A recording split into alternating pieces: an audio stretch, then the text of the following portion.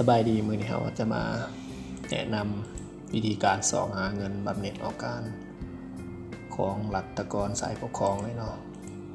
เรามีเงื่อนไขมีขอตกลงเฮ็ดดีจากกระทรวงแผนกกรมกองเกี่ยวของเฮ็ดดีให้ได้เงินบำเหน็จออกการถูกต้องตามระเบียบการเนาะรายละเอียดการคิดรายนี่ก็พัวพันกับของการที่เกี่ยวของเนาะเราจะมาเบิ่งเงื่อนไขเนาะเงื่อนไขในการคิดรายได้ไหมเราจะคิดรายตามดัชนี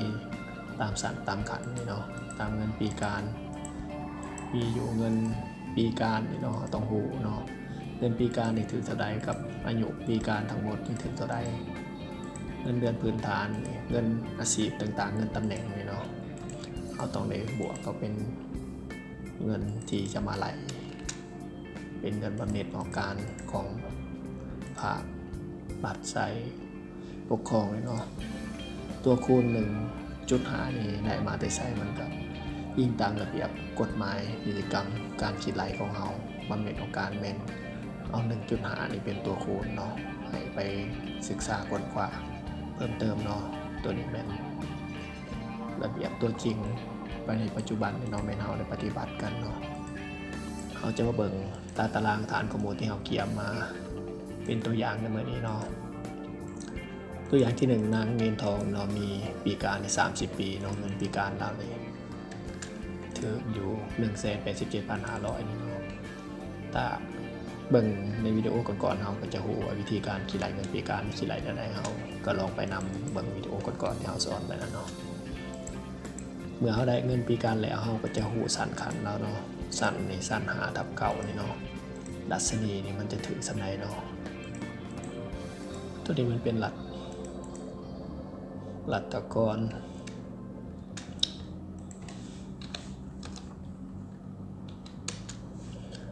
สำหรับสายปกครองเนาะเพราะว่าดัชนีนี่มันจะไปแยกสายกันเนาะมีอยู่3ภาคส่วนคือเขาได้บอกในวิดีโอตัวก่อนเนาะมันจะมีดัชนีสำหรับครูอาจารย์นี่เนาะมันจะแตกต่างจากดัชนีสายปกครองเนาะกับตำรวจทหารนี่เนาะเพราะว่าตำรวจทหารจะกินตามสันก็คือว่าห้อยเอกห้อยโทจังสันเนาะมันจะบริเทียบสันคือรัฐกรเนาะนี่เนาะเมื่อเขาได้ดัชนี3อาหารตัวนี้แล้วเนาะวิธีการคิดรายดัชนีก็นำเบิ่งในวิดีโอตัวก่อนที่เขาได้พาคิดรายไปแล้วนั่นเนาะว่ามันได้มาแต่ไสมันก็จะมีตารางข้อมูลที่เราจะนำมาคิดรายเนาะการนำในวิดีโอตัวก่อนก็จะหูเขาจะได้เงินเดือนพื้นฐานตัวจริงนี่ก็ถืออยู่เอาดัชนีมาคูณกับตัวคูณคือ 7,200 เนาะต่อดัชนีตามระเบียบกฎหมายเนาะเงินนาทีนี่ก็หัวหน้าคะแนนก็จะได้สำนี้เนาะแต่วิชาการนี่ก็จะบ่ได้แล้วเงินเนาะ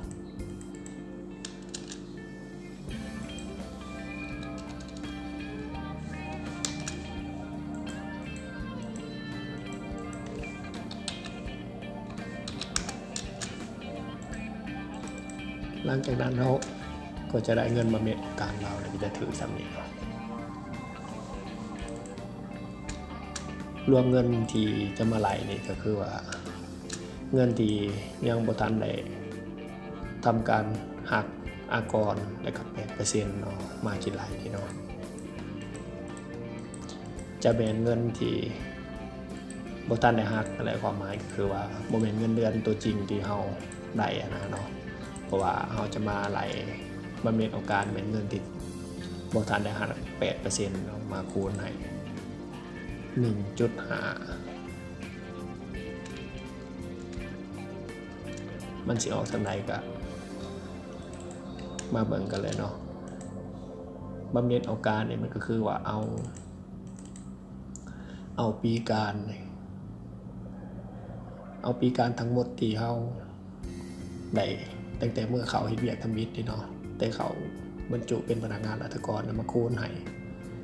เงินเดือนทั้งหมดที่ยังบ่ทันได้หัก 8% แล้วก็บ่ได้หักอากรเนาะแล้วก็มาคูณให้ 1.5 ได้มาแต่ไสก็คือได้มาจากระเบียบ นิติกรรมกฎหมายในการคิดไหลเงินบำเหน็จออกการนี่เนาะให้มาคูณกับ 1.5 นี่เนาะมันก็จะออกเป็นเงินบำเหน็จออกการทั้งหมดที่เราจะได้รับเนาะตัวนี้ก็ลองไปศึกษาเพิ่มเติมเนาะสำหรับสายปกครองนี่ก็สิมีประมาณสำเนีเนาะการคิดไหลเงินบำเหน็จออกการเนาะถ้าว่าจะมีปีการหลายสั่นตำแหน่งเจ้าหลายเงินบำเหน็จออกการมันก็จะ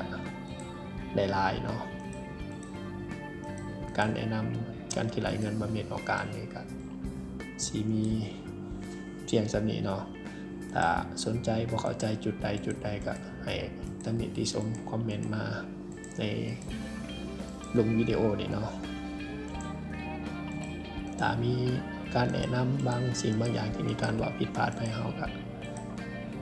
ตำหนิติชมอะไรเนาะเฮาจะปรับปรุงแก้ไขเนาะเว็บไซต์ในการคิดไหลก็คือว่าเว็บประกันสังคมแห่งชาตินี่เนาะในการคิดไหลอุดหนุนเกิดลูกเสียชีวิตป่วยการของภาครัฐเฮานี่ก็จะมีอยู่เว็บไซต์นี่เนาะให้เราลองไปศึกษาเพิ่มเติมเนาะในเมื่อหน้าเราจะมาคิดไหลเงินบำเหน็จออกลูกสำหรับภาครัฐกรสายปกครองอะไรเนาะเงินเดือนเราสั่นขันสันนี่สิได้เกิดลูกนี่เนาะเขาสิได้ได้ไรสิคูณได้เราจะมาแนะนำเนาะวิธีการคิดไหลเนาะถ้าสนใจก็กดติดตามเนาะสำหรับมื้อนี้การคิดไหลหาเงินบำเหน็จออกการสำหรับสายปกครองก็จะจบเพียงเท่านี้เนาะขอขอบใจ